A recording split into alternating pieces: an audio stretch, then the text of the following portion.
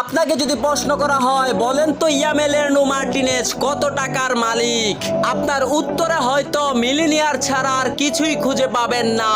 কিন্তু আপনি শুনলে অবাক হবেন, এমন একটা সময় মার্টিনেজের ছিল যে একবেলা না খেয়েও থাকতে হতো। হ্যাঁ দর্শক, বলছিলাম তিনটি কাপ জয়ী আর্জেন্টিনা গোলরক্ষক এমি মার্টিনেজের কথা। মার্টিনেজ এক সাক্ষাৎকারে বলেন, আমি তো সোনার চামচ মুখে দিয়ে বড় হয়নি, আমার বাবাকে আমি দেখেছি অনেক বিল পরিশোধ না করতে পারায় চোখের পানি অজরে ঝরেছে।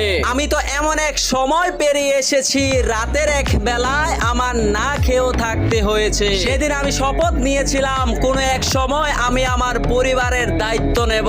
আজ সে মার্টিনেজের ভরসার হাত ধরে আলবেসিলিস্তারা তিনবারের চ্যাম্পিয়ন। তাই আপনাকেও বলতে চাই, লক্ষ্য যদি সঠিক হয় কঠিন পরিশ্রমেও আনবে জয়। ভিডিওটি ভালো লাগলে সাবস্ক্রাইব করে সাথে থাকুন।